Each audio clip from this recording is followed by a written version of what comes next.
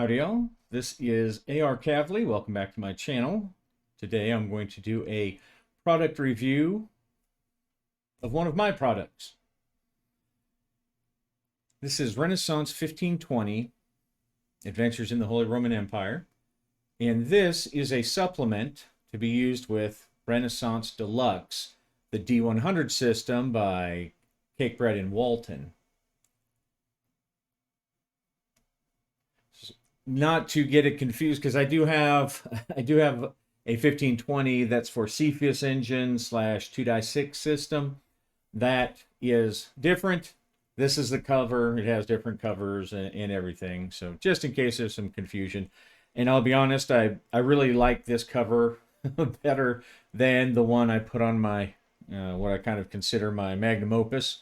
But so be it. It comes in 3 versions and, of course, 2 PDF as well, a colored PDF and a black and white PDF. The soft cover, black and white. And it has the same information, even the same art, but the art is put into grayscale instead of like parchment in the color version. And really about the only thing that makes it a great difference is the map of the empire. It's in grayscale, not the best, but this one was purposefully made to be in black and white. And when you buy this, you get the PDF free. So the PDF will come with a color version of the map. This is the color version. Now, the pages are basically the main difference between the pages is this one has a little bit of brown, a little bit of parchment, whereas the black and white was, well, black and white. It was grayscale. And it actually kind of looks more like the Renaissance Deluxe 100 paper, the setup there. I'm going to do a quick run through using the hardcover version. There's the back. There's my fancy Long Shadows press.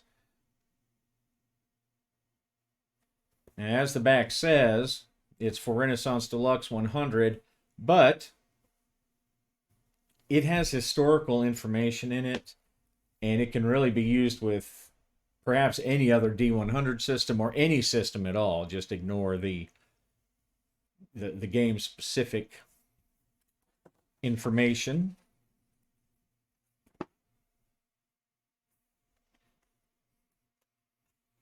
This is probably the most color you'll get from our good friend Albrecht Dürer, Study of a Night, Weiter.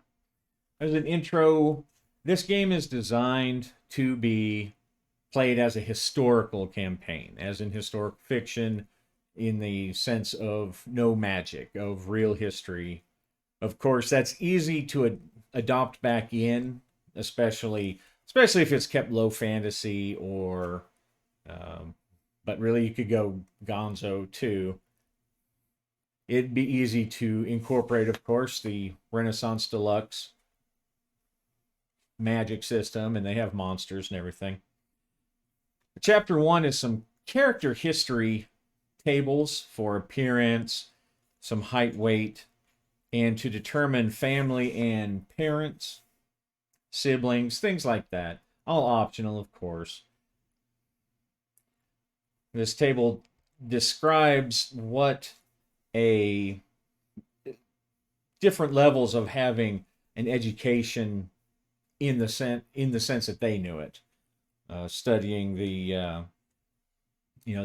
Aristotelian sciences with the trivium and the quadrivium, whatever that was called. I can't remember now. Here's some titles of nobility, and for those, one of the things that I know can sometimes take up some extra time in creation is when people are trying to figure out what they want to be. And some people like to actually roll up the character, you know, all of Warhammer or Traveler. And this table is for doing that. It goes by social class and you roll down. Some of the professions here are those listed in the main book. But some of the descriptions of the professions talk about how they're a little different early on. Some of the professions listed in the main book are a little later. And some, like the politician, there's a discussion of the different types of historical politicians you find in the empire, leaders, patricians, things like that. And of course, one big difference is that the Reformation has not happened yet. So all of the, well, I say the bulk of the religious information, the religious character is still centered on the Catholic Church. And it talks about the orders of priesthood and their duties and whatnot. So that's information on the different characters. Here's a discussion of skills and languages. This list here, this is taken from a 16th century book of trades by Jobst Amen and Hans Sachs, Das Standebuch, and it's a, I think, late 16th century, and it's just a list of trades. A list of trades that was in this book. Each one, you should look it up. It's pretty interesting. Each one has a little poem, and you can get it translated. I think you can actually find, well, at least the pictures. I don't know if you'll find the translations as easy online, but some of it's in the Wiki Commons and stuff. Here's a discussion of the languages that you'll find. Here's a simple list, and here's a list if you want to increase things. Now, the meat and potatoes, well, I won't say the meat and potatoes, but one of the things that I know people ask for are factions, a list of, an expanded list of factions. That was something I wanted too for Renaissance Deluxe. And so I came up with a bunch of factions from the 1500s, early 1500s. Like here's a company.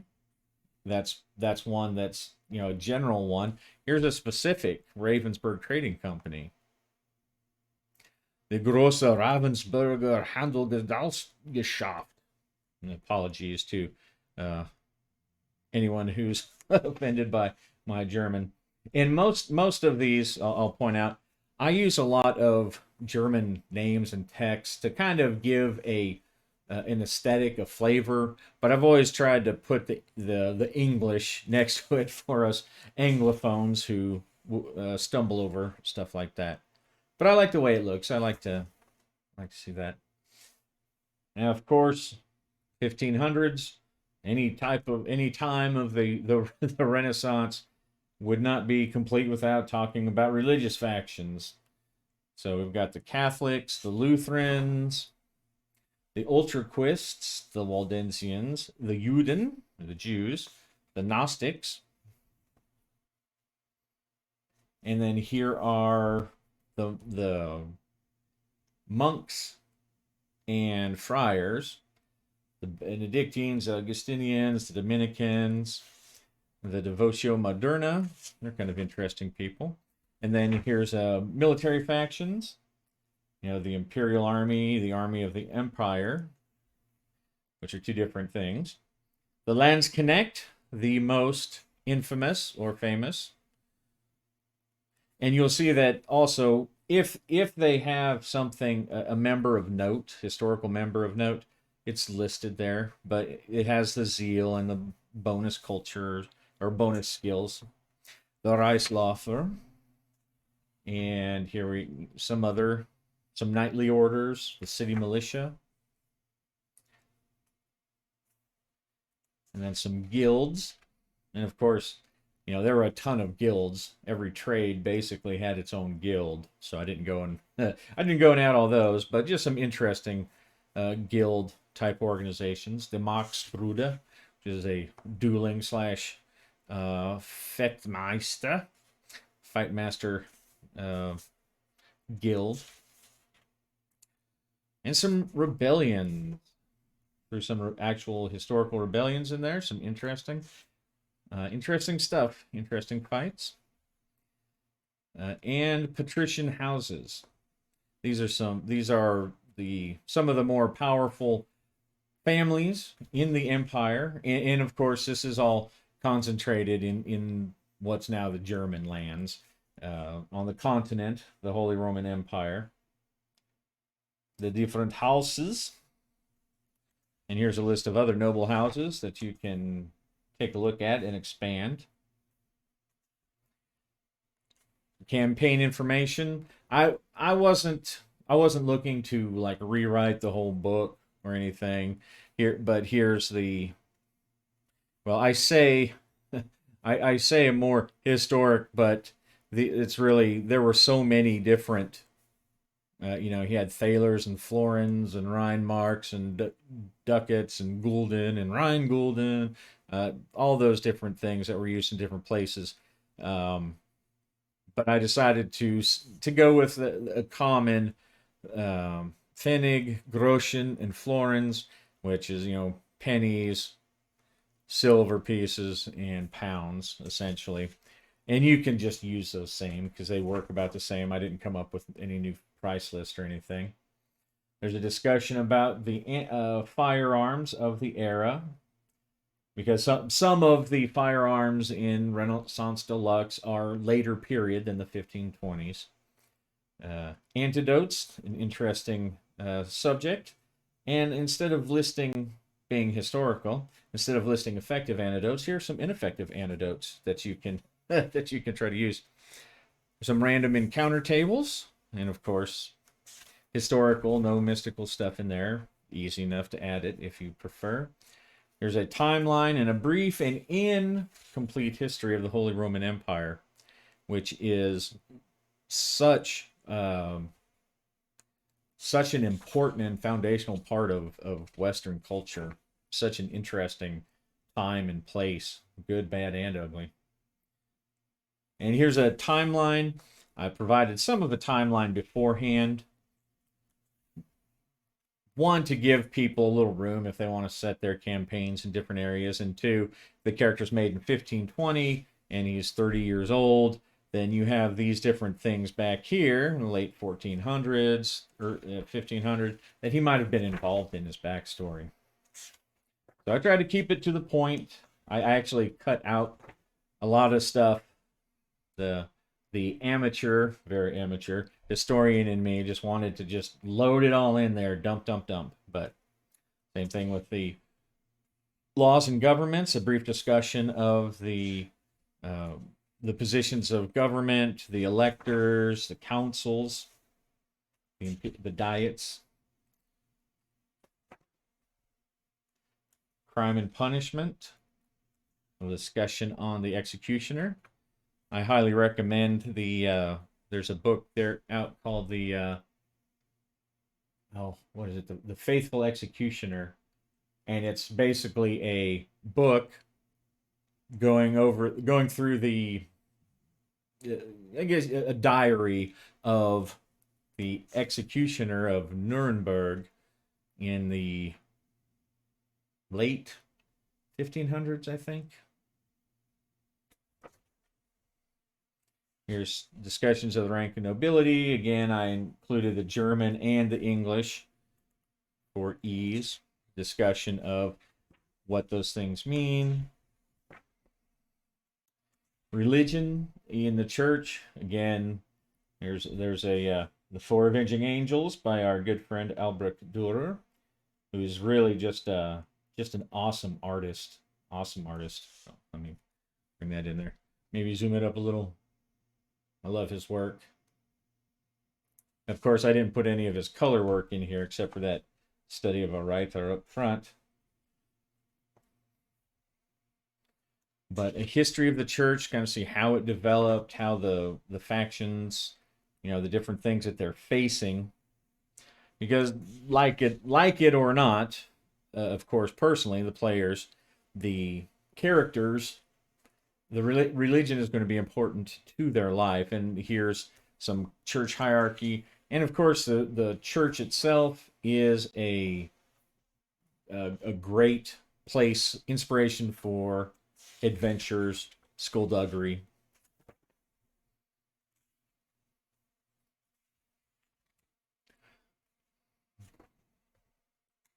List of holidays, traditional holidays, which not even most denominations in America do these. So some of these were, some places do. The Catholics, of course, still do some of them. There's a list of saints.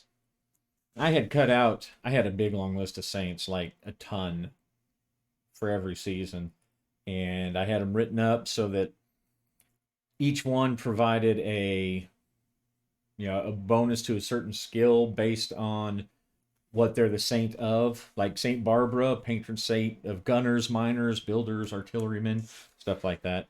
But I decided to forego one, to cut the list down from over 100 to just two important groups of saints, historically important. The discussion of the military, because the military, nothing gives you a chance to go off and cause chaos and havoc like a military campaign. This is centered on the Landsknecht, but a lot of the organizations and formations and officers will be the same or at least similar. It'd be a good foundation if you wanted to do something else. Death and the Landsknecht by Albrecht Dürer, 1510. TikTok Soldier Boy. Regimental officers. Missions. It's not like a mission generator, but the type of missions. Discussion of training, law, and the camp life. The Tross, which is the baggage train. Very dynamic and very interesting place, very important place. Not just a bunch of wives and kids trailing behind. It was a lot more than that. And then this is Lüneburg, the city of Lüneburg. I've did a lot of research into making this thing right, and I'm glad I did an extra because I came up with some real dumb things that turned out to be wrong, mostly in the lines of trying to figure out what places were or what certain words meant because I was looking at old texts and old maps. There's a discussion of how it formed. This Hildesheim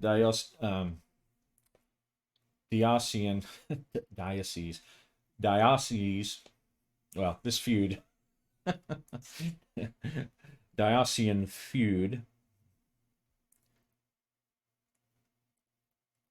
is wrapping up kind of the whole area around, so that provides a lot of good information. Government of Lüneburg, information on how it's set up, the Burgermeister and the Oberbürgermeister, the courts, the councils, the Rathaus, discussion of the city defenses, and some of the important places or the important functionaries in Lüneburg. I have detailed a lot of areas with some interesting notes. I mean, again, it's all very interesting to me anyway. But all the places, the cities, the divisions of the cities, and a lot of them have hooks. They have NPCs and adventure hooks. Like here's a place that Johann Sebastian Bach, he was a chorister at St. Michaelis. How about that? Sand district, the different districts. It's the city's divided into 4 different districts. Again, there are plenty of hooks. Here are this dramatis personae or personae. This a lot of these names are actually taken from records. Of course, I added details, but the um, German, I guess it'd be the library system, has a lot of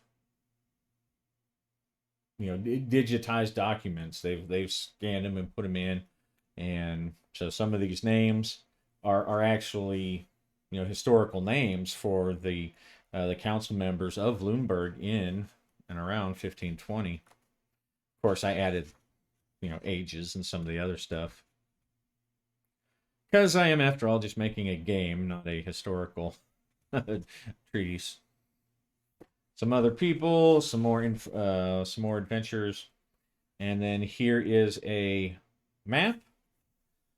It's a historical map. I went and updated it, so these 45 locations are the 45 locations that I wrote about in there.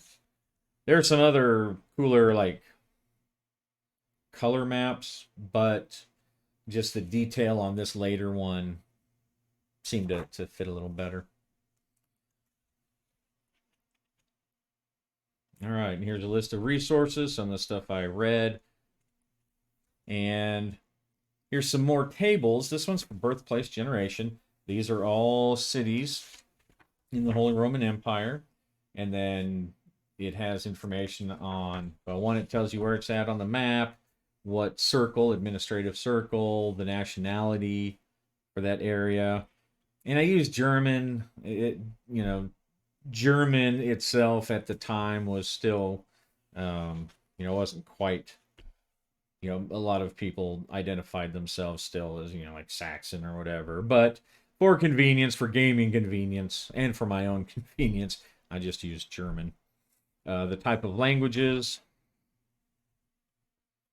Here's some birth locations as to where you may have actually been born. So you decide the main city that you're born close to, and then roll again and see whether you're in the city or in a nearby market town, a monastery, whatever. And here's a table for making up random village and town names that kind of sound Germany-ish. Titles and honorifics for address in simplified form for nobles and ecclesiastical offices. And here's a big on list of historical names that I threw in there, which was probably excessive.